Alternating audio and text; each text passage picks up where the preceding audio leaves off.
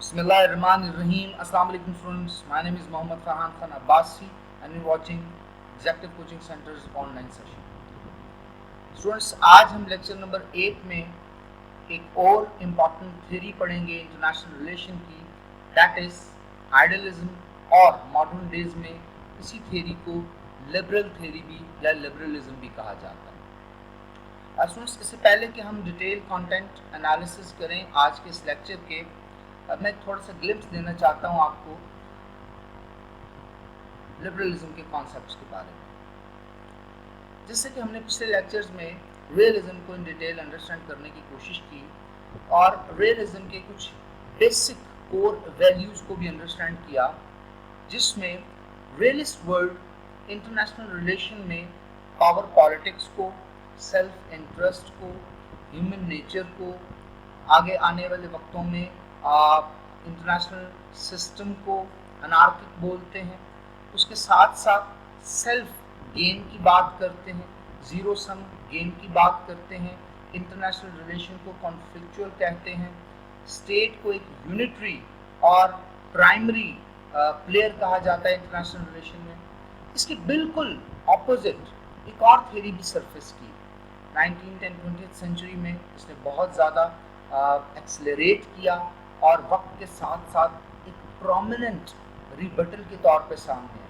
लेकिन एक चीज़ हमें अपने जहन में रखनी पड़ेगी कि चाहे रियलिज्म हो चाहे लिबरलिज्म हो, ये दोनों theories under the umbrella of classical traditional approach आती है। जैसा कि हमने एक लेक्चर में अप्रोच और थ्योरी का डिफरेंस में अंडरस्टैंड किया था, और हमने देखा था कि अप्रोच उस वक्त के थिंकर, स्कॉलर, हिस्टोरियन या इंटेलेक्चुअल का वो जाविया है जिससे वो उस वक्त के हालात को देख रहा है, इंटरनेशनल रिलेशन को देख रहा है, सोसाइटी को देख रहा है, वर्ल्ड पॉलिटिक्स को देख रहा है, वॉर को देख रहा है, पीस को देख रहा है, कॉपरेशन को देख रहा है, इकोनॉमी को देख रहा है और डिफरेंट सोशल सेक्टर इश्यूज को देख रहा है। तो with the passage of time जिस तरह जो दुनिया है वो आगे की तरफ बढ़ती चली गई, हिस्ट्री डेवलप होती चली गई, इंटरनेशनल रिलेशन इवॉल्व होते चले गए, नए थिंकर इमर्ज किए। लेकिन वो थिंकर जो रियलिस्ट स्कूल ऑफ थॉट को फॉलो करते हैं वो रियलिस्ट स्कूल ऑफ थॉट की अम्ब्रेला के नीचे ही हमें नजर आते हैं। इसी तरह वो थिंकर जो आइडियलिस्टिक अप्रोच रखते हैं, लिबरल अप्रोच रखते हैं दुनिया के बारे में, दुनिया के रिलेशंस के बारे में, वो हमें लिबरल या आइडियलिस्टिक स्कूल ऑफ थॉट में नजर आते हैं। लेकिन एक बात कि ये दोनों school of thought institutional school हैं, ये दोनों स्टेट को एक प्री एमिनेंट एक्टर समझते हैं, एक इम्पॉर्टेंट एक्टर समझते हैं, इर्रिस्पेक्टिव ऑफ द फैक्ट कि नॉन स्टेट एक्टर्स का भी रोल है, इंडिविजुअल्स का भी रोल है, एसोसिएशन का भी रोल है, ह्यूमन राइट्स ऑर्गेनाइजेशंस का भी रोल है, एमएनसीज का भी रोल है आज की दुनिया में इंटरनेशनल रिलेशन में। फिर भी स्टेट एक प्राइमरी एक्टर और मेजर एक्टर के तौर पर समझी जाती है। स्टूडेंट्स, लिबरलिज्म या आइडियलिज्म की जो बेसिक कोर वैल्यूज हैं उसमें कुछ मेजर डिफरेंसेस हैं रियलिज्म की मुनासबत से। रियलिज्म जहां दुनिया को या इंटरनेशनल रिलेशन को इस प्रिज्म से देखते हैं कि ये सेल्फ गेन की दुनिया है। इंटरनेशनल रिलेशन में जब कौमें आपस में इंटरेक्ट करती हैं तो अपने ज़ाती मफादात को सामने रखती हैं। उसके बरक्स जो लिबरल स्कूल ऑफ थॉट है वो यूनिफिकेशन की बात करते हैं, कॉमन इंटरेस्ट की बात करते हैं, कॉमन बेनिफिट की बात करते हैं, पीसफुल सेटलमेंट ऑफ डिस्प्यूट की बात करते हैं, अवॉइडेंस ऑफ वॉर की बात करते हैं, ह्यूमनिज्म की बात करते हैं, कॉपरेशन की बात करते हैं, कोलैबोरेशन की बात करते हैं, एक पीसफुल एनवायरनमेंट की बात करते हैं, और एक ऐसे दुनिया की तस्वीर खींचते हैं जिसमें जो कौमें हैं, जो नेशन स्टेट्स हैं, वो अपना रोल प्ले करें but for the betterment of humanity, for the betterment of people of the whole world और for the betterment of the globe. तो इन डिटेल इसको वन बाय वन हम डिस्कस भी करेंगे, एनालिसिस भी करेंगे और आखिर में इसका क्रिटिसिज्म भी पढ़ेंगे। तो सबसे पहले आज के लेक्चर के कंटेंट का एनालिसिस करते हैं। स्टूडेंट्स, आज का जो लेक्चर है इसमें हम आइडियलिज्म को, जो कि एक बेसिक टीनेट है या एक बेसिक ओरिजिन है लिबरलिज्म का, उसके ओरिजिन, उसकी डेवलपमेंट, उसकी एवोल्यूशन को देखेंगे। और जब हम एवोल्यूशन को देखेंगे तो हिस्ट्री के दो पार्ट्स हैं। एक हिस्टोरिकल एवोल्यूशन यानी प्रिमिटिव टाइप में देखेंगे, और एक मॉडर्न एरा यानी मॉडर्न हिस्ट्री में देखेंगे किस तरह आइडियलिज्म लिबरलिज्म में आया और किस तरह आज लिबरलिज्म का आज की जो वर्ल्ड की जो शक्ल है, आज की जो लिबरल सोसाइटी है, आज का जो लिबरल वर्ल्ड व्यू है इंटरनेशनल रिलेशन के बारे में, वो क्या है। बेसिक कॉन्सेप्ट्स ऑफ आइडियलिज्म और लिबरलिज्म इंटरनेशनल रिलेशन को अंडरस्टैंड करेंगे। क्रिटिकल असेसमेंट ऑफ आइडियलिज्म या लिबरलिज्म करेंगे, जिसको क्रिटिक भी कहते हैं, जिसको एक फाइनल एनालिसिस भी कहते हैं कि किस हद तक ये थ्योरी जो अपने आर्ग्यूमेंट्स पेश करती है उसमें कामयाब हुई, किस हद तक दुनिया इन वैल्यूज़ को अडॉप्ट करती है, किस हद तक नेशन स्टेट्स इन कॉन्सेप्ट्स को मानती हैं, और किस हद तक जो लिबरल वैल्यूज़ है उसकी वजह से जंग को अवॉइड किया गया, कॉन्फ्लिक्ट को मिनिमाइज किया गया और इस दुनिया में पीसफुल को एग्जिस्टेंस की बात की गई। स्टूडेंट्स, सबसे पहले तो हम देखेंगे आइडियलिज्म है क्या, ये कौन सा ये स्कूल ऑफ थॉट कहता क्या है। वो कहते हैं it is the tradition of political thought that emphasises what unites people और द मीन्स जस्टिफाई एंड्स। हमने रियलिज्म में कॉन्सेप्ट पढ़ा था एंड्स जस्टिफाई मीन्स, कि आखिर अच्छा है तो सब अच्छा है, और जो आखिर में अगर अच्छा हो गया तो जिस मर्जी रास्ते से आप उस अपने ऑब्जेक्टिव तक पहुंचे वो लीगल माना जाएगा, बेशक वो इलीगल मीन है, बेशक वो लोगों के नुकसान है, बेशक वो कौमों का नुकसान है, बेशक वो दुनिया के मेजर जो इंटरेस्ट है उसका नुकसान है, लेकिन अगर आपका फायदा है तो वो फायदा समझा जाएगा। रियलिस्ट वर्ल्ड इस तरह से देखता है, बट आइडियलिस्ट वर्ल्ड क्या करता है, लिबरल वर्ल्ड किस तरह देखता है, वो ऐसी थॉट्स को प्रमोट करता है पूरी दुनिया में जिसमें कॉमनैलिटीज आती हैं, जो नेशंस को irrespective of their caste, colour, creed, geographical locality, language, religious differences, ideological differences, commonalities के ऊपर एग्री करते हैं और उन कॉमनैलिटीज के ऊपर दुनिया को बेहतर करने की कोशिश करते हैं, कॉन्फ्लिक्ट रेजोल्यूशन की बात करते हैं, कॉमन इंटरेस्ट की बात करते हैं और कलेक्टिव अप्रोच की बात करते हैं, कलेक्टिव प्रोग्रेस की भी बात करते हैं। इंडिविजुअलिज्म या एक स्टेट की अपनी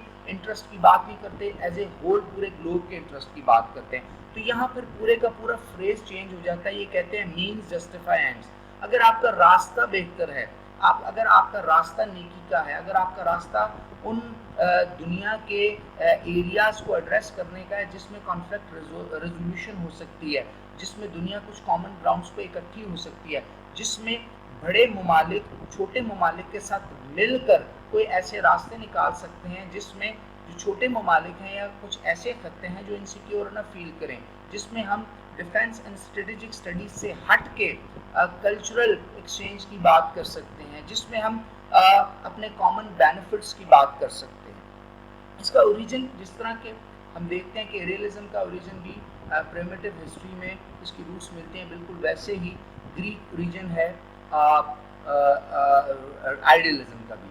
और आइडियलिज्म का जो ग्रीक ओरिजिन है, ये एक सोसाइटी होती थी स्टोइक्स 300 BC में ग्रीस में, ये वहाँ से ये वैल्यूज लेते हैं और इसको स्टोइसिज्म भी कहा जाता है। Stoics gave the idea of natural law, just natural and laws of nations binding on all people just gentium. असल में स्टोइक्स के बारे में थोड़ी सी डिटेल में बात करते हैं। ये वो एक कबीला था ग्रीस का जिसमें जो कॉमन लॉज थे वो सब पे इम्प्लीमेंट होते थे, उसमें छोटा बड़ा कोई नहीं होता था, और अगर इनके बीच में कहीं ना कहीं कॉन्फ्लिक्ट आ जाता था तो उसको डायलॉग के जरिए रिजॉल्व किया जाता था, और जो लॉज थे वो बाइंडिंग थे सब पे, इररिस्पेक्टिव ऑफ द फैक्ट कौन छोटा है कौन बड़ा है। हालांकि जब आप रियलिज्म को देखते हैं तो वहाँ पर माइट इज राइट है, सेल्फ इंटरेस्ट है, पावर अकोमोडेशन है, और हमने जब न्यू रियलिज्म का कॉन्सेप्ट पढ़ा, वॉल्ट्स के कॉन्सेप्ट पढ़े, तो वॉल्ट्स एक कॉन्सेप्ट देते हैं कि जो स्टेट का बिहेवियर है या जो स्टेट के एक्शंस हैं वो डिपेंड करते हैं स्टेट इकोनॉमिकली कितनी स्टेबल है, कितनी साउंड है, और स्टेट की मिलिट्री पावर क्या है। ऑब्वियसली बात, अगर स्टेट इकोनॉमिकली साउंड है, उसकी मिलिट्री पावर बहुत ज़्यादा है, टेक्नोलॉजिकली एडवांस बहुत ज़्यादा है, तो वो स्टेट एरोगेंट भी हो सकती है। बट उसके बिल्कुल बरक्स स्टोइक्स कहते हैं जो लॉज है वो सब पे बाइंडिंग है और सबको उन लॉज को फॉलो करना है, चाहे छोटा है चाहे बड़ा है, और ये वो एक वाहिद पॉइंट है जो कॉन्फ्लिक्ट को रिजॉल्व करेगा। اور جب اس طرح سے ایک انٹرنیشنل سسٹم بنے گا جس میں سب کامنالٹیز ہوں گی اور سورن اسٹیٹس کے ایکول رائٹس ہوں گے اور سب کی سے ہوگی، سب کی کنٹریبیوشن ہوگی اور سب کولیکٹیولی اس پورے گلوب کو آن کریں گے ارریسپیکٹو ان کے اپنے گینز اور انٹرسٹ کے علاوہ، تو پوری دنیا میں بہتری کی طرف کوئی نئے ایونیوز اوپن ہوں گے جس میں جو وار ہے اس کو ہم منیمائز کر سکتے ہیں، یہاں تک کہ لبرلز کا ویو ہے ایلیمینیٹ بھی کر سکتے ہیں۔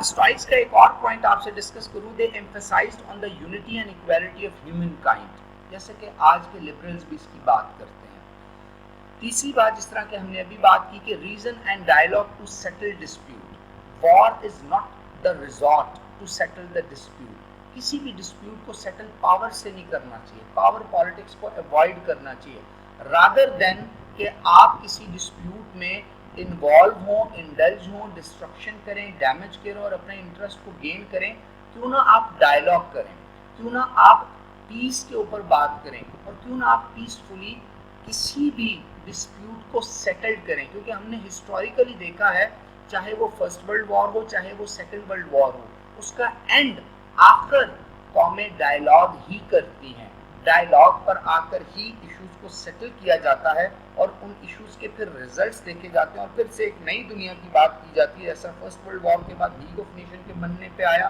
اور جیسا سیکنڈ ورلڈ وار کے بعد UN کے بننے پہ آیا، ایک نئی دنیا کا خواب دیکھا جاتا ہے اور آبویسلی اپٹمسٹک خواب دیکھا جاتا ہے کہ اس نئی دنیا میں مائٹ از رائٹ نہیں ہوگا بلکہ ایکویلٹی ہوگی، ہیومنزم ہوگی اور سب کو اس کے رائٹس ملیں گے، بالکل قوموں کو ان کو رائٹس ملیں گے چاہے وہ چھوٹی ہیں چاہے وہ بڑی ہیں، اور اس کا ہم 21ویں صدی میں گلوبلائزیشن کے ٹرینڈ میں بہت زیادہ ہائپر گلوبلسٹک دیکھتے ہیں لبرلز کو، حالانکہ اگر دوسری طرف دیکھا جائے تو ریئلسٹ اسکیپٹکس ہیں، وہ نہیں مانتے اس گلوبلائزیشن کے بینیفٹس اور باقی جو کامنالٹیز اور کامن بینیفٹس ہیں، رادر دین دوسری طرف لبرلز مانتے ہیں۔ اس کی جو ڈیولپمنٹ اور ایوولوشن ہے جس طرح کہ ہم نے ڈسکس کیا اس کے کانٹینٹ میں، اس کی دو ڈویژنز ہم نے آج کی ہیں۔ پہلی ڈویژن میں ہم اس کی ہسٹوریکل ڈیولپمنٹ دیکھیں گے، پریمیٹیو ٹائمز میں اس کو دیکھیں گے، اور دوسری میں ہم ریسنٹ ہسٹری، ریسنٹ پاس یعنی 20th سینچری کو، 17 18 اور 20th سینچری کو زیادہ ڈیٹیل میں انڈرسٹینڈ بھی کریں گے اور اس کی ایگزامپل سے اس کو سمجھنے کی کوشش بھی کریں گے۔ Idealism which stressed other consideration that all states have such as peace and held that state actions need not to be motivated by power politics. Like realism, the roots of idealism can be traced back for centuries in various forms. We see strains of idealism in the teaching of Christ, Buddha, as well as other non-sectarian teachings. تو اس میں وہ یہ بتاتے ہیں کہ grease کے علاوہ بھی آپ ڈفرینٹ ریلیجنز میں بھی دیکھتے ہیں، ڈفرینٹ نان ریلیجیس پرسنالٹیز کو بھی دیکھتے ہیں، ڈفرینٹ اور ہیومن پرسنالٹیز اور سوسائٹیز اور سویلائزیشن کی اگر اسٹڈی کریں تو آئیڈیلزم کے جو یونیفیکیشن کے سٹینڈرڈز ہیں، جو کامنالٹیز کے سٹینڈرڈز ہیں، جو ایکویلٹی کے سٹینڈرڈ ہیں، جو ڈسپیوٹ سیٹلمنٹ پیس کے تھرو کرنے کے سٹینڈرڈ ہیں اور جو ایکویلٹی کے سٹینڈرڈز ہیں وہ ہمیں تاریخ میں ملتے ہیں۔ Immanuel Kant was a German philosopher who is widely considered to be the central figure of modern philosophy. اس کی وجہ یہ ہے کہ ایمینول کینٹ نے بہت زیادہ کنٹریبیوشن کیا ہے آج کے دور میں نیو لبرلزم کے کانسیپٹ پہ بھی۔ اگر ہم ہسٹری میں جائیں تو جو آئیڈیلزم اسٹائکس کے بعد ایک کانسیپٹ آتا ہے جس طرح جان لاک کی تھیوری آف سوشل کانٹریکٹ ہے، اس سے انسپائر ہو کے امریکن پریزیڈنٹ 1913 سے 1921 تک یہ امریکن پریزیڈنٹ رہے، he was the 28th president of United States of America, he was Thomas Woodrow Wilson۔ Wilson نے بھی ایک کانسیپٹ دیا تھا جس کو دنیا نے یوٹوپین آئیڈیلزم کہا تھا، ایک خیالی تصوراتی تخلیقی آئیڈیلزم جو شاید دنیا میں نہ آ سکے، اور ان کا یہ ماننا تھا کہ دنیا کو کامن گراؤنڈز پہ ملایا جا سکتا ہے اور جنگ کو ایوائڈ کیا جا سکتا ہے، اور انہوں نے اس کو بہت زیادہ پروپوگیٹ کیا۔ In American study of international relations, idealism usually refers to the school of thought personified in American diplomatic history by Woodrow Wilson, such that it is sometimes referred to as the Wilsonianism or Wilsonian idealism or utopian idealism بھی اس کو کہتے ہیں۔ Wilson gets the credit of being the father of the League of Nations، اور یہی reason تھی کہ یہ جو برین چائلڈ تھا وڈرو ولسن کا تھا، اور پہلی جنگ عظیم کے بعد ایک لیگ بنائی گئی جس کے مقاصد یہ تھے کہ دنیا میں دوبارہ جنگ نہ ہو اور کوئی بڑی جنگ نہ ہو، اور اس کے لیے ڈفرینٹ ادارے بنائے گئے جس کے आज मॉडर्न फॉर्म हमें सिक्योरिटी काउंसिल की सूरत में मिलती है, इंटरनेशनल कोर्ट ऑफ जस्टिस के नाम पे मिलती है, जनरल असेंबली के नाम पे। पहले दौर में इसको permanent court of international justice कहा जाता था। इसी तरह पीस कीपिंग मिशंस थे, सिक्योरिटी काउंसिल का एक स्ट्रक्चर था, लेकिन अनफॉर्चुनेटली वो फेल हो गया। और उसकी रीज़न हम रियलिज्म में पढ़ चुके हैं। जर्मन्स का एग्रेशन है, इटली का फैशिज्म है, फिर इनका कलेक्टिव अलायंसेज है, और उसके बाद एक वॉर इन्होंने वेज की, इसको सेकेंड वर्ल्ड वॉर कहा जाता है। Basic concepts of idealism in IR, main tenets अगर आइडियलिज्म के देखें तो यूनिवर्सल एथिक्स है। All humans should abide by common standards such as natural laws. There is a universal ethic common to all people. अगर हम देखें तो ये वही बात है जो स्टोइक्स का कॉन्सेप्ट 300 BC में था, जिसको हम जस्ट नेचुरल कहते थे, और फिर जस्ट जेनिशियम में हम पढ़ते थे वो जो कॉमन लॉ को फॉलो तमाम ह्यूमन करेंगे, तमाम सोसाइटीज करेंगी, तमाम नेशन स्टेट्स करेंगी, वो उन पे बाइंडिंग भी होगा। हालांकि रियलिज्म में ऐसा कुछ नहीं है। इंटरनेशनल कोर्ट ऑफ जस्टिस की वो ज्यूरिसडिक्शन नहीं है जो कि अपेरेंटली एक परसीव की जाती है। यहाँ माइट इज राइट है, और जॉन ऑस्टन तो यहाँ तक कहते हैं इंटरनेशनल लॉ में कि international law is a positive morality, ताकतवर चाहे इस कानून को माने चाहे ना माने। उसके बरक्स लिबरल्स का मानना ये है कि हर एक पर ये बाइंडिंग है और सबको इस लॉ को मानना है। दूसरी बात, peace is better than war. War is seen as immoral by idols. Idealist या आइडियल्स का मानना ये है कि जो वॉर है ये डिस्ट्रक्शन है, जो बहुत सी ब्यूटी है दुनिया की उसको वॉर डैमेज करती है। War is just like a Moloch, और ये एक ऐसा प्रीडेटर स्ट्रक्चर है या एक ऐसी इमेज है वॉर की जो hundreds and thousands and millions of life को एक इशू और एक छोटी सी रीजन के पीछे सेक्रीफाइस करवा देता है। बहुत सी सिविलाइजेशंस डैमेज की हैं वॉर में। बहुत से ऐसे हमने तारीख में सख्त किस्म के इंसिडेंट देखे हैं जिसमें वॉर में पूरी की पूरी कौमें जो हैं उनको सेक्रीफाइस होना पड़ा है। बड़ी खूबसूरत किस्म की ट्रेडिशंस जो हैं वो हमसे छीन ली गई हैं। आज ह्यूमन हिस्ट्री में वॉर का एक ऐसा किरदार है जिस वजह से इंसान की हिस्ट्री में बहुत ज़्यादा गम और दुख पाया जाता है, और इससे को खातर खा तरक्की वॉर ने कभी नहीं दी। वॉर जो है वो एग्रेशन को, एक्सट्रीमिज्म को और टेररिज्म को ही प्रमोट करती है। तीसरी important cheese, war is irrational. Irrational इसलिए भी है कि ह्यूमन नेचर जो है वो पीसफुल है, ह्यूमन नेचर लिविंग है, ह्यूमन नेचर कोऑपरेटिव है, ह्यूमन नेचर केयरिंग है। उसके बरक्स रियलिस्ट ह्यूमन नेचर को ईविल कहते हैं, कनिंग कहते हैं, मायोपिक कहते हैं। ये बाय बर्थ ह्यूमन नेचर के कॉन्सेप्ट के भी अगेंस्ट है, because human nature is soft. Human wants to have collective attitudes. For example अगर हम देखें कि जो ह्यूमंस हैं ये ग्रीगेरियस है by nature, they tend to live with each other, ना कि ये एक दूसरे को डैमेज करते हैं। ये एक बड़ा ही बेसिक ह्यूमन कॉन्सेप्ट है जो कि यहाँ पर लिबरल्स देते हैं और वॉर को इर्रेशनल प्रूव करते हैं। Breakdown of rationality according to idealists, whereas realists say it becomes rational because of anarchy। और आइडियलिस्ट ये भी बताते हैं, लिबरल्स ये भी बताते हैं कि एनार्की दुनिया में क्यों है, और उसके पीछे रीजन भी रियलिस्ट माइंड सेट है। स्टेट्स का रियलिस्ट वे में चीज़ों को डील करना है, रादर देन अगर वो लिबरल और आइडियलिस्टिक वैल्यूज पे डिफरेंट इश्यूज को देखें तो जितना एग्रेशन डैमेज करता है उससे बहुत बेहतर है कि पीसफुल को एग्जिस्टेंस की जाए, जो कि दोनों एंड्स के लिए बहुत बेनिफिशियल है। एक और कॉन्सेप्ट भी जो रियलिस्ट कहते हैं, रियलिस्ट के अकॉर्डिंगली दुनिया में इंटरनेशनल रिलेशन में जब आप इंटरेक्ट करते हैं तो ये जीरो सम गेम है। किसी एक का फ़ायदा है, किसी दूसरे का नुकसान है, और आपको किसी के नुकसान पे भी अगर अपना फ़ायदा मिलता है तो आपको उस फ़ायदे को हासिल करना चाहिए। दूसरी जानिब लिबरल्स का मानना ये है कि दुनिया में और इंटरनेशनल रिलेशन में जब इंटरेक्शन किया जाता है तो ये विन विन सिचुएशन होनी चाहिए, दोनों को उसका फ़ायदा मिलना चाहिए। बेशक एक एंटिटी को कम फ़ायदा मिले लेकिन उसको भी उस चीज़ का फ़ायदा होना चाहिए। Harmony of interest. Idealists believe it is possible for humans to live together in harmony if the proper measures are taken। अब ये वही बात कर रहे हैं कि वो proper measures क्या होंगे।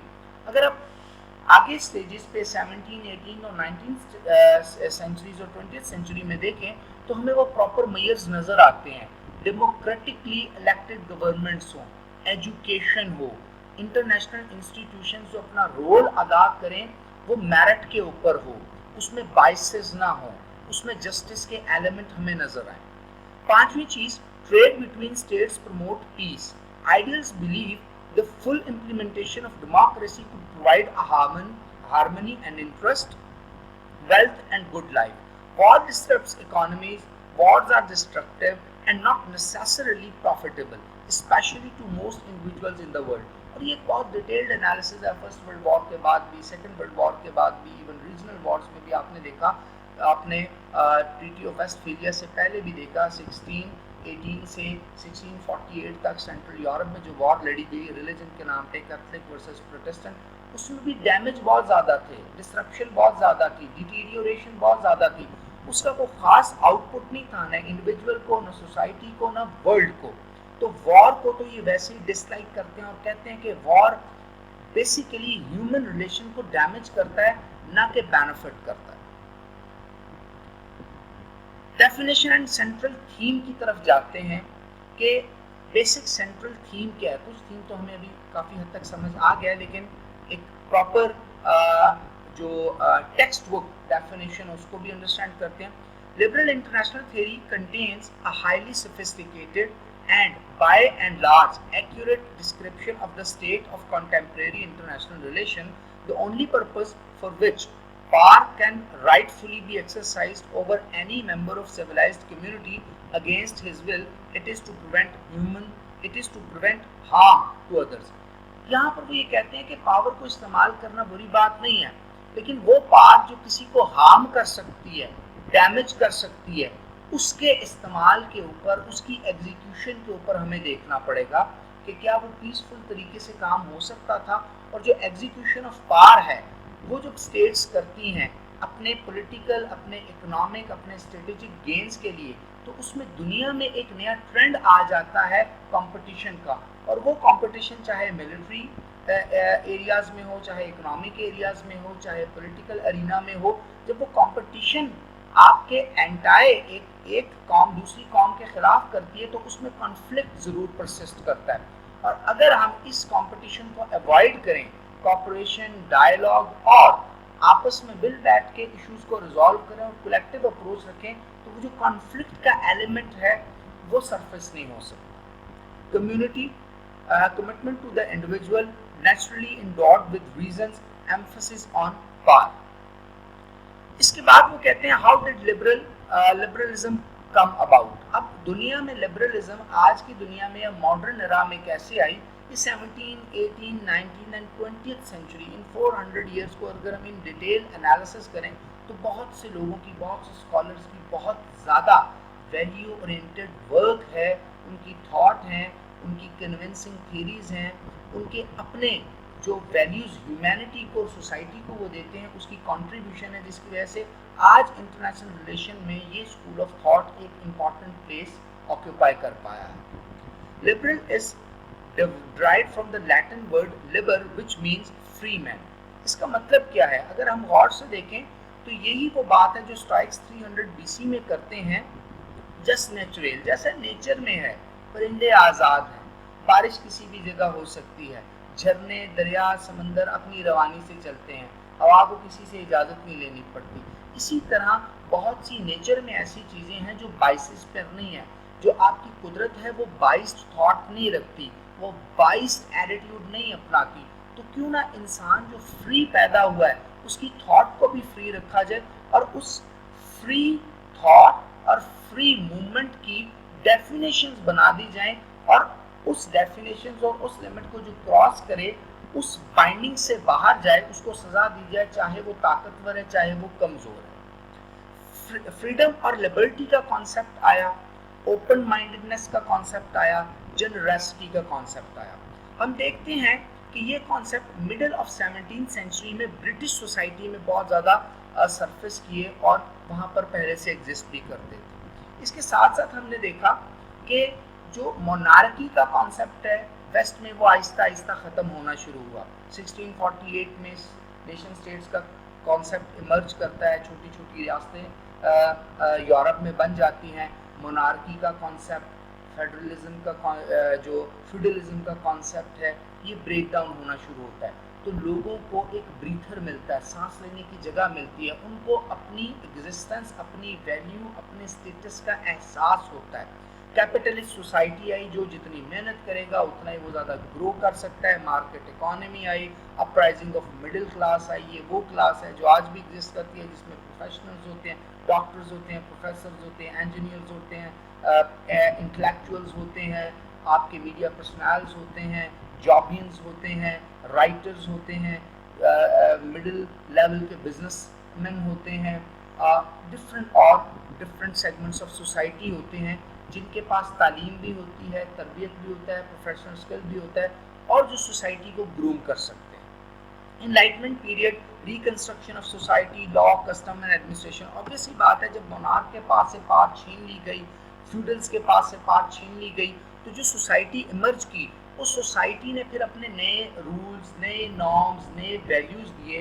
ایکویلٹی کی بات کی, فریڈم کی بات کی, انڈرسٹینڈنگ کی بات کی, کانفلکٹ ریزولوشن پیسفل وے سے بات آپس میں بیٹھ کر ریزالو کرنے کی بات کی, ٹیبل ٹاک کی بات کی, ریزن کی بات کی. Declaration of the American independence in 1776, declaration of the rights of man in 1789, جو امریکن ڈکلیریشن جو ایکٹ ہے وہ اسٹیبلش ہوا, اور فیلاڈیلفیا کانفیڈریشن ہوگی. امریکہ ایک کانفیڈریشن, 13 ریاستوں کی کانفیڈریشن بن کے ہمارے سامنے آیا. یہاں پر کیا ہوا, برٹش امپیریلزم ختم ہوا.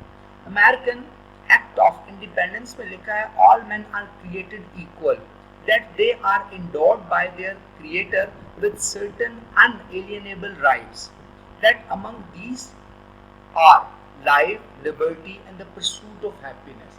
کتنی خوبصورت بات یہاں پر لکھی ہے کہ جب برٹش سوزرینٹی سے امریکہ انڈیپینڈنٹ ہوتا ہے تو وہ 13 ریاستیں یہ مسودے میں لکھتی ہیں اور کیا کہتی ہیں کہ انسان کو جس طرح اس کے خالق اور اس کے کریٹر نے آزاد پیدا کیا ہے, اس کی زندگی, اس کا آزادی سے موو, ٹریول کرنا, ایجوکیشن حاصل کرنا, ریلیجن اس کا اڈاپٹ کرنا, اور اس کے ساتھ ساتھ اس کا اپنی مرضی کا پروفیشن اڈاپٹ کرنا, اور خوشی کے مواقع تلاش کرنا, اس کے لیے وہ آزاد ہے, تو اس کو آزاد ہی رکھا جائے. اس سے پہلے سلیوری کے کانسیپٹ بھی ہم نے ویسٹ میں بہت زیادہ دیکھے تھے. ہم نے جو ایک امپیریلزم کا دور تھا اس میں بہت زیادہ ٹائپس آف سوسائٹی دیکھی تھی, جس میں ڈفرینٹ اسٹارٹا تھے سوسائٹی کے. اس میں آپ دیکھتے ہیں کہ سوسائٹی کے ہائی کلاس ہوتی ہے جس کو اشرافیہ کہتے ہیں, نوبیلٹی کہتے ہیں, کلرجی ہوتی ہے, ریلیجیس یا پوپ کا کانسیپٹ آپ نے دیکھا. اس کے بعد ڈفرینٹ کلاسز آتی ہیں, اس میں مڈل کلاس ہے, اس میں لوور مڈل کلاس ہے, اس میں پور کلاس ہے. جو کلاسیفیکیشن کا سسٹم ہے, اسٹارٹیفیکیشن کا سسٹم ہے, یہ سسٹم جو ہے یہ سوسائٹی کو ڈیمیج کرتا ہے.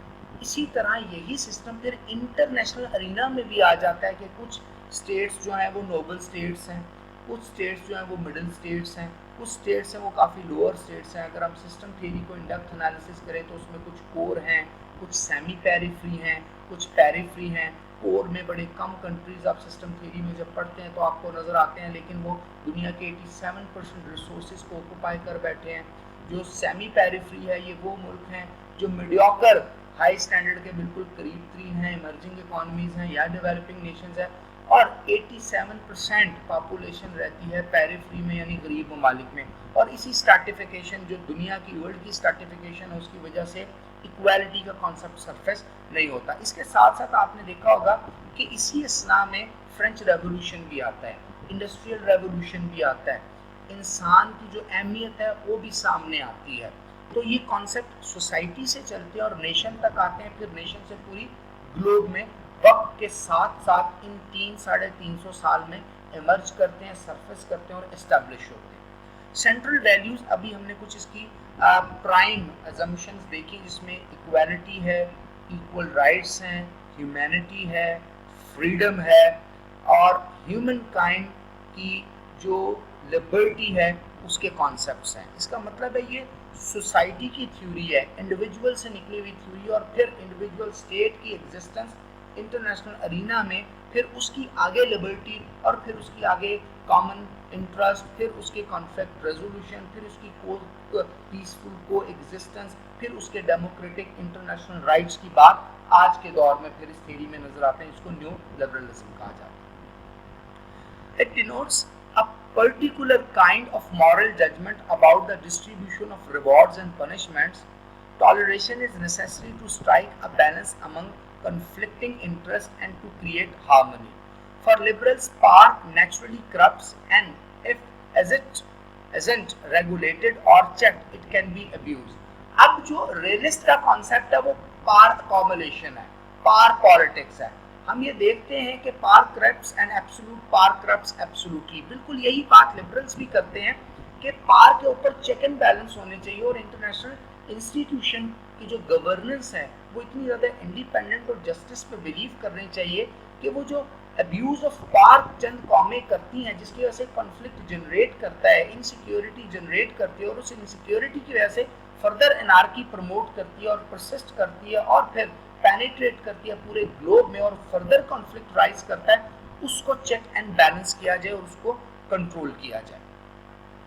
کلاسیکل لبرلزم جس طرح ابھی ہم نے جان لاک کی بات کی، emerged as a response to the industrial revolution. ہم نے دیکھا urbanisation 19th century securing the freedom of individual by limiting the power of the government, believe in protection, economic civil right. جب industrialisation کا دور آیا تو انسان ایک سے زیادہ وہ کام کرتے تھے وہ ایک مشین نے کرنا شروع کر دیا، تو ان امپلائمنٹ بہت زیادہ آ گئی، کیپٹلزم بہت زیادہ ہر جگہ آ گیا، اکانومی لبرل ہو گئی.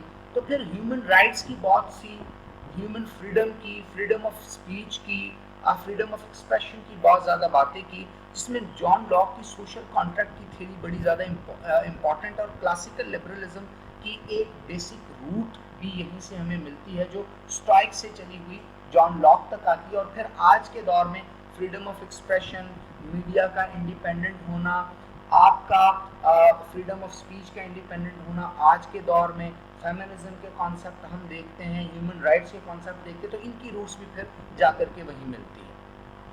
ایک اور چیز لیزس فیئر اکانومی.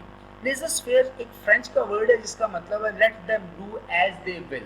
اس کا مطلب یہ ہوتا ہے کہ اکانومی کو نیشنز کی لمیٹیشن میں باؤنڈ نہ کیا جائے، یا کوئی نیشن اسٹیٹ اکانومی کو انسٹرکٹ نہ کرے، یا کوئی نیشن اسٹیٹ اکانومی کو خود کنٹرول نہ کرے.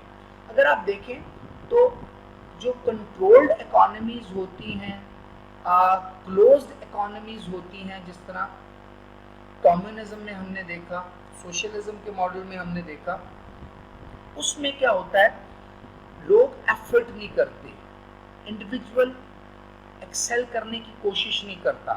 اس کی ریزن یہ ہوتی ہے کہ اس کی کنٹریبیوشن یا اس کا ریوارڈ جو ہے وہ بڑا منیمم ہوتا ہے، اور کنٹریبیوشن اس کی سب کے برابر ہوتی ہے، اس بات کا زیادہ بھی ہوتی ہے.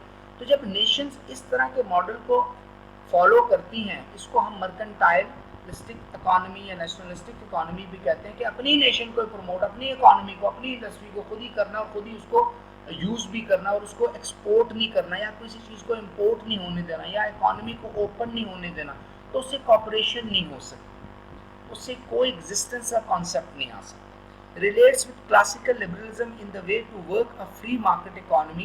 Government should not to interfere in economy, division of the social class system. اصل میں وہ بات کر رہا ہے کہ جو کانسیپٹ دیا تھا نا ویلتھ آف نیشن میں ایڈم اسمتھ نے 1777 میں، اس میں اس نے بات کی تھی کہ ریگولیشنز جو اکانومی کی جاتی ہیں، جو امبارگوز لگائے جاتے ہیں، ٹیرف لگائے جاتے ہیں، کنٹرولڈ اکانومی ہے، اس کو ختم کیا جائے، فری اکانومی کیجیے. اب فری اکانومی سے کیا ہے، گورنمنٹ انٹروین نہیں کرے گی تو پرائیویٹ انڈسٹری گروم کرے گی، نئے آئیڈیاز گروم کریں گے، اور جو مینوفیکچرر ہیں وہ جتنا زیادہ انویسٹ کریں گے اتنا زیادہ پروفٹ ارن کرنے کی ان کے پاس اپرچونٹی ہوگی، اور اس سے جو آپ کی ورلڈ سوسائٹی ہے اس میں کمپٹیشن آئے گا. جب کمپٹیشن آئے گا تو جو پروڈکٹس ہیں وہ زیادہ ہوں گی، اس کا ریٹ چیپر ہوگا، اور سب کو وہ پہنچ سکیں گی، اور اویلیبلٹی ہوگی، اور اسی وجہ سے ہم پاورٹی کو ایڈریس بھی کر سکتے ہیں، ارسپیکٹو آف دا فیکٹ کہ لبرل اکانومی، کیپٹلسٹک اکانومی اور فری اکانومی کا آج تک کی دنیا میں فائدہ نارتھ کو ہی ہوا ہے. ساؤتھ کے کنٹریز تو صرف را مٹیریل پروڈیوس کرتے ہیں، اور نارتھ اس کو اپنی انڈسٹری میں فنش گڈز بنا کے دوبارہ ساؤتھ کو ہی रिटर्न वो सेल आउट कर देते हैं और यही उनकी कंज्यूमर मार्केट है। लेकिन फिर भी दुनिया में एक नए ट्रेंड सामने आए। रिपब्लिकन लिबरलिज्म क्या है? ये डेमोक्रेटाइजेशन का प्रोसेस है। तो जो रिपब्लिक्स हैं वो जमहूर की मर्जी से आए, डेमोक्रेटाइजेशन हो जाए।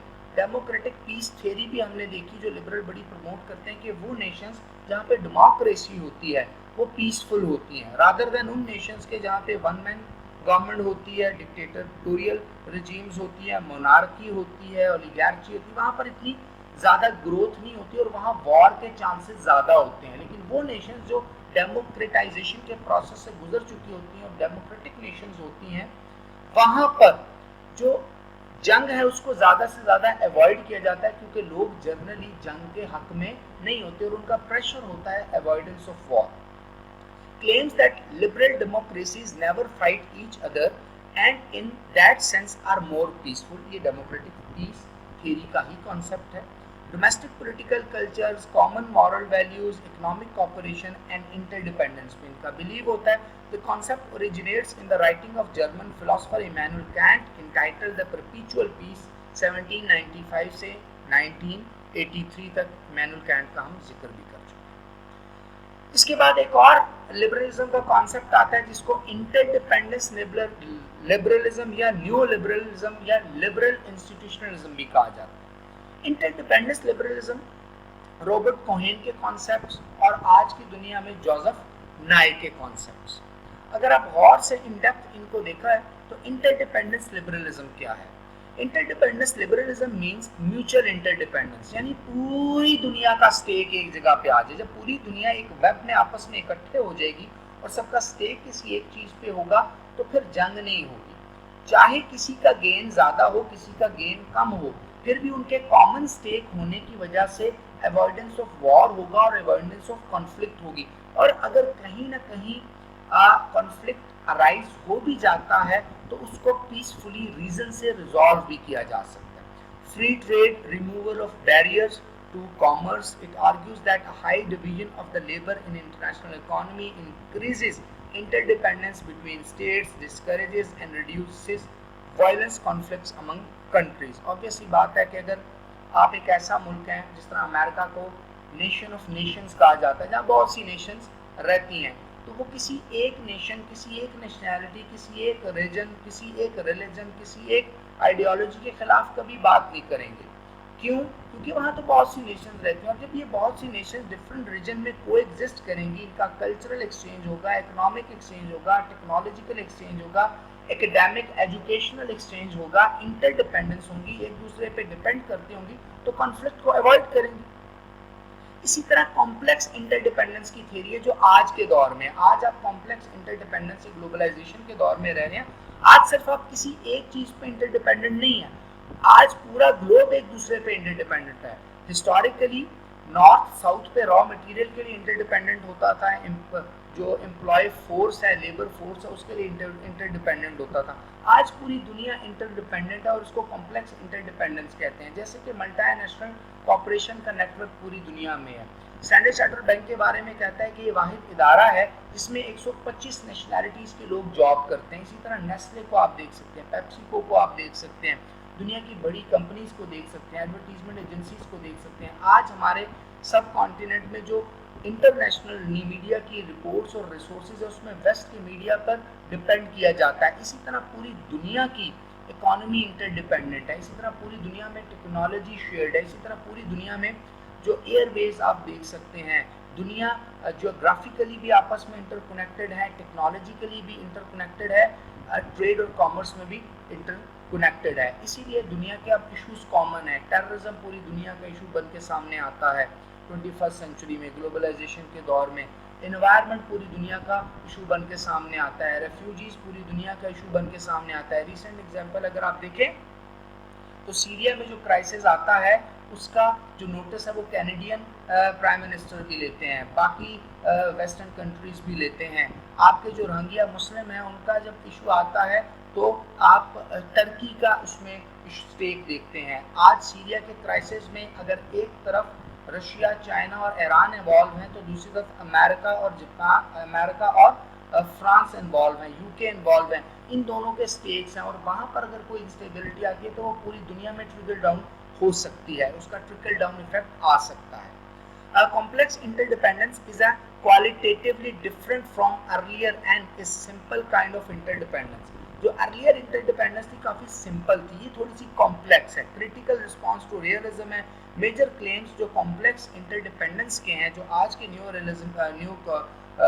liberalism के हैं, societies are interconnected in many ways, not just leaders and militaries as realism suggested के लीडर्स और मिलिट्रीज ही आपस में इंटरेक्ट होते हैं. आज तो सोसाइटीज़ हैं, सिविक सोसाइटीज़ हैं, आपकी ह्यूमन राइट्स की सोसाइटीज़ आपस में इंटरेक्टिव हैं, आपकी ह्यूमन सोसाइटीज़ इंसान इंसानों से इंटरेक्ट करते हैं, यूनिवर्सिटीज़ करती हैं, कल्चरल ऑर्गेनाइजेशंस करती हैं, मीडिया डिफरेंट फॉरम्स पे करते हैं, ह्यूमन राइट्स की ऑर्गेनाइजेशंस करती हैं, international national non governmental organisations करती हैं, एमएनसीज करती हैं, इंटर गवर्नमेंटल ऑर्गेनाइजेशंस करती हैं, रीजनल ऑर्गेनाइजेशंस करती हैं. आप बहुत से ममालिक को देखते हैं कि वो किसी रीजनल ऑर्गेनाइजेशन का अगर परमानेंट मेंबर नहीं है तो ऑब्जर्वर कंट्री के तौर पर वहाँ पर देख रहा है. आज आप देखते हैं तो अमेरिका एशिया पैसिफिक में इन्वॉल्व हो रहा है. आज आप अगर देखते हैं तो चाइना, अमेरिका, सेंट्रल यूरोप और उसके साथ साथ अफ्रीका में अपनी इकोनॉमी को प्रमोट कर रहा है. States interact over many kind of issues. War and security isn't the only issue. Economic, environmental issues, इसके ऊपर हम अभी बात कर चुके हैं, उसमें states एक दूसरे के साथ interact करती हैं. न्यू लिबरल इंस्टीट्यूशनलिज्म का कॉन्सेप्ट, इसके ऊपर भी हम बात कर चुके हैं, हम इसको पढ़ने की कोशिश करेंगे. States increase the scope of cooperation by development of liberal institutions. Institution means set of rules which govern state in specific policy areas, inspired by evolution theory of cooperation and repeated prisoner dilemma by Axelrod, Robert Cohen, 1984. After hegemony, cooperation and discord in world political economy. आज दुनिया की political economy की बात हो रही है, global political economy की बात हो रही है, इंटरनेशनल इंटीग्रेशन की बात हो रही है. अगर आप देखें तो 2008 में sovereign debt crisis united state of America में आता है. पूरी दुनिया उसका जो वेव है उस वेव की लपेट में आती है. आपका यूरोप उस वेव की लपेट में आता है. अभी ब्रेक्जिट हुआ है तो उसमें कितना ज़्यादा क्रिटिसिज्म आपको ब्रिटेन के अगेंस्ट नज़र आता है. तो अगर आप देखें तो दुनिया तो बहुत ज़्यादा इंटरडिपेंडेंट है, इंटरडिपेंडेंट वेब में है और इंस्टीट्यूशनल लेवल पर इंटरडिपेंडेंस हो रही है. Close to realism shifts towards a more state centric vision of the international relation, viewing the state as a legitimate representation of the society.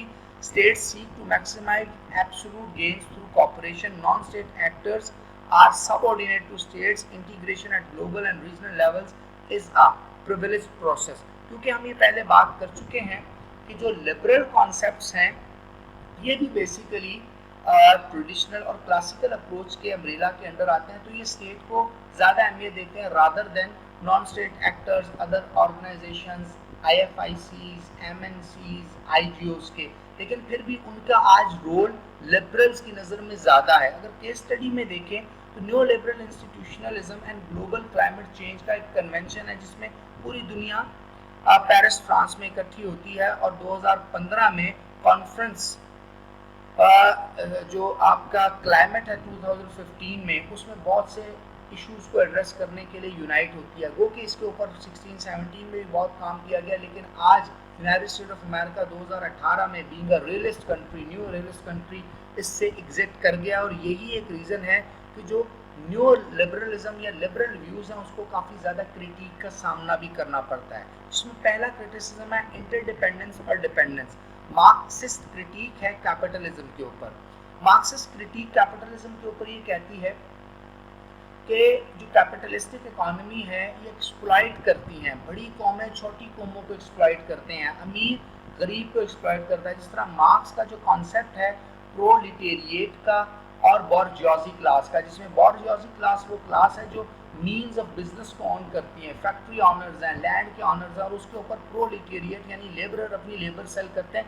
इसी तरह पूरी दुनिया को देखा जाए तो जो पेरिफेरी के ममालिक हैं, गरीब ममालिक हैं, वो अपनी लेबर अपनी सर्विसेज दे रहे हैं, और जो बड़े ममालिक हैं जो मीन्स ऑफ बिजनेस को ऑन करते हैं वो अपने प्रॉफिट को मैक्सिमाइज करते हैं. और इस तरह से हर तरह से बेनिफिट बड़े ममालिक को मिलता है. और डिपेंडेंस और इंटरडिपेंडेंस के ऊपर जो क्रिटिक है جو ڈیپینڈنس کی باری آتی ہے تو جو غریب ممالک ہیں, جو ساؤتھ کے ممالک ہیں, وہ تو ڈیپینڈنٹ ہیں بڑی ممالک کے اوپر, لیکن جہاں کہیں بڑی اور لارجر اور میجر سٹیٹس, ڈیولپ سٹیٹس کو اپنی کسی بینیفٹ کی ضرورت پڑتی ہے تو وہ انٹر ڈیپینڈنس کو سامنے لاتے ہیں, رادر دین وہ انٹر ڈیپینڈنس کو سامنے نہیں لاتے اور انڈیپینڈنٹلی ڈیسیژن میکنگ کرتے ہیں, چاہے وہ اکانومی کے ہوں, چاہے وہ آرمامنٹ کے ہوں, چاہے وہ ڈیفینس اور اسٹریٹجک اسٹڈیز کے ہوں, چاہے وہ ٹیکنالوجی کے ہوں, چاہے وہ اسپیس میں ریسرچ کے ہوں, چاہے وہ انوائرمنٹل ایشوز ہوں. Prioritize the empirical evidence only from the developed countries of the world, particularly Europe, اس کے اوپر ہم بات کر چکے. Will the same institutional features of cooperation be generated if complex interdependence develops in South Asia, Central Asia, Africa اور Latin America؟ بڑی خوبصورت بات کی کہ یہ وہ ممالک ہیں, ساؤتھ ایشیا ہو گیا, سینٹرل ایشیا ہو گیا, افریقہ ہو گیا, لیٹن امریکن کنٹریز ہو گئے, ان میں بھی تو انٹرڈیپینڈنس ہے نا. اس انٹرڈیپینڈنس سے ان کو فائدہ کیوں نہیں ملا؟ اگر یہ انٹرڈیپینڈنس کی بات کی جاتی ہے تو 18 سینچریز میں تو پورے کا پورا ورلڈ انٹرڈیپینڈنٹ تھا, تب اتنا فائدہ دنیا کو کیوں نہیں ہوا جو آج انٹرڈیپینڈنس کی وجہ سے لبرلز کہتے ہیں دنیا کو فائدہ ہوگا, رادر دین یہ فائدہ صرف کیپٹلسٹک اور اس ورلڈ کو ہو رہا ہے جو اکنامیکلی بہت زیادہ ساؤنڈ ہے. ایک اور کرٹیک کیا جاتا ہے, has war become totally irrelevant اور obsolete؟ کیا وار بالکل ختم ہو گئی ہے, irrelevant ہے؟ حالانکہ وار آج بھی ایگزسٹ کرتی ہے, وار کا خطرہ آج بھی تمام ممالک پہ ہے. اسی وجہ سے ممالک نیوکلیر کیپیبلٹی ڈیولپ کرنے کی ریس میں, جس میں ہمیں بہت سے اور ممالک بھی نظر آتے ہیں, نارتھ کوریا کے بعد ایران بھی نظر آتا ہے, فیوچر میں شاید سعودی عربیہ بھی ہمیں اس میدان میں نظر آئے. اس کا مطلب کیا ہے؟ پاکستان انڈیا کی مثال اگر آپ لیں تو یہ بیلنس آف تھریٹ پہ ایک دوسرے کو ڈیمیج کرنے کی کوشش کرتے ہیں یا بیلنس کرنے کی کوشش کرتے ہیں. آرمامنٹس ٹیکنالوجی, میزائل ٹیکنالوجی, دونوں ممالک اس کی طرف بہت اگریسولی اسپینڈنگ کر رہے ہیں, بلکہ مودی کے ایرا میں انڈیا نے تو پچھلی جتنے بھی ہسٹوریکل اسپینڈنگ ہے اس سے کئی گنا زیادہ اسپینڈنگ کر دی ہے. Prevalence of international anarchy means that possibility of war remains in IR. تو انٹرنیشنل سسٹم میں انارکی تو ہے نا, لبرلز کی جو ویلیوز ہیں وہ ویلیوز تو بہت اچھی ہیں, لیکن ان ویلیوز کے باوجود دنیا میں انارکی یا لا لیسنس ختم تو نہیں ہوئی. جو طاقتور قومیں ہیں وہ آج بھی ریلسٹ اسکول آف تھاٹ کو فالو کر رہی ہیں اور وہ کبھی بھی وار ویج کر سکتی ہیں, کانفلکٹ کو اپ سرفس کر سکتی ہیں, ریز کر سکتی ہیں. تو پھر کیا پاسبلٹی آف وار ختم ہو چکی ہے؟ ایسا نہیں ہے. اور یہی وہ کرٹیک ہے جو لبرلز کو اکثر فیس کرنی پڑتی ہے. ایسا دور آیا 1989 کے بعد جب ایک پیسفل ڈس انٹیگریشن ہوئی سوویت یونین کی, تو لبرلز نے بہت زیادہ ایک فلو میں ڈفرینٹ آئیڈیاز اور ڈفرینٹ چیزوں کو پروجیکٹ کیا اور بہت واضح لگا کہ اب یہ لبرل ورلڈ ہے, اینڈ آف ہسٹری ہو چکا ہے, اب دنیا میں جنگیں نہیں ہوں گی, کوآپریشن ہوگا. لیکن وار آن ٹیرر کے بعد ہم نے دیکھا کہ دنیا پھر ریئلزم کی ایڈہرنٹ اور فالوور بن گئی ہے. کیونکہ آج کے گلوبلائزیشن کے دور میں بھی, انٹرڈیپینڈنس کے دور میں بھی, کوآپریشن کے دور میں بھی جو غریب ممالک ہیں ان کو ایکول رائٹس نہیں مل رہے. جو رولز آف ورلڈ پالیٹکس ہیں یا جو انٹرنیشنل لا ہے یا انٹرنیشنل کورٹ آف جسٹس کا رول ہے وہ آج بھی مائنر ہے, وہ میجر اسٹیک ہولڈرز کو پنش نہیں کر پا رہا. اگر آپ دیکھیں اسرائیل مسلسل وائلیشن کر رہا ہے, پوری دنیا اس کے اگینسٹ ریزولوشن سبمٹ کرواتی ہے UN security council human rights کے ڈفرینٹ کوریڈورز میں, بٹ کیا ایسا ہے کہ امریکہ آج بھی اس کے ساتھ کھڑا ہے؟ آپ آج سیریا میں دیکھتے ہیں, آج افغانستان میں دیکھتے ہیں, ایون کہ پاکستان میں دیکھتے ہیں بہت زیادہ انٹرونشن کی جاتی ہے. یہاں تک کہ 2009 سے آنورڈ پاکستان میں ڈرون اٹیکس کیے گئے, اسٹیٹ کی سوورینٹی کو ڈیمیج کیا گیا, لیکن ایکویلٹی کے کانسیپٹ ہمیں نہیں ملے. اس کا مطلب ہے مائٹ از رائٹ آج بھی ایگزسٹ کرتی ہے. تو اسٹوڈنٹس, ریئلسٹ ورلڈ اور لبرل ورلڈ ان کے ڈفرینٹ ادوار میں ڈفرینٹ فلاسفیکل آئیڈیالوجیکل کانسیپٹس کو ہم نے انڈرسٹینڈ کرنے کی کوشش کی, اور آج ان ڈیپتھ ہم نے انالیسس کیا لبرل اسکول آف تھاٹ کا, آئیڈیلزم کا, اس کی ایولیوشن کا, اس کے اوریجن کا, اس کے ہسٹوریکل فیزز کا, ان کی فلاسفیکل آئیڈیاز کا, اور آج کے دور میں ان کی کنٹریبیوشن کا. انشاءاللہ نیکسٹ لیکچر میں ہم اور ڈیٹیل میں ایک اور تھیوری کو ان ڈیٹیل دیکھیں گے جو IR کی میجر تھیوریز میں ہے اور آپ کے کورس کا حصہ ہیں. ہوپ آپ کو ان ویڈیوز سے بہت سی چیزیں انڈرسٹینڈ ہوئی اور بہت سے ایسے کوسچنز جو آپ مجھ سے کرنا چاہتے ہیں جب آپ کی کورس ورک میں اسٹڈی کریں گے. جو ریکمینڈیڈ بک ہیں میں دوبارہ بکس بتا دیتا ہوں. ایک بک ہے 7th ایڈیشن یا 6th ایڈیشن اگر پاکستان انڈیا میں اویلیبل ہے, obviously 6th ایڈیشن اویلیبل ہے, 7th ایڈیشن بھی اویلیبل ہے, جان بیلس کا گلوبلائزیشن آف ورلڈ پالیٹکس. اور دوسری بک ہے دا گلوبل پالیٹکس کے نام سے. یہ دونوں بکس آپ ضرور لیں. اس کے علاوہ ایک اور بک ہے جو میں بگنرز کو ریکمینڈ کرتا ہوں, انیک چترجی کی انٹرنیشنل ریلیشنز ٹوڈے. وہ بھی بک آپ ضرور پڑھیں. اور آپ جب یہ کانسیپٹس پڑھیں گے, ان کو انڈرسٹینڈ کریں گے, تو بہت سے کوسچن جو آپ کے مائنڈ میں ریز کرتے ہیں ان کا آنسر آپ کو ملے گا. اس کے علاوہ بھی آپ کمنٹ کر سکتے ہیں یہاں پر, اور اس کے ساتھ ساتھ اس جو آپ کے سامنے ایک باکس نظر آ رہا ہے اس میں اپنے کوسچن پٹ کر سکتے ہیں. میں نیکسٹ لیکچر سے پہلے اس کا آنسر کروں گا. انشاءاللہ نیکسٹ لیکچر میں ملاقات ہوگی. اللہ حافظ ناصر.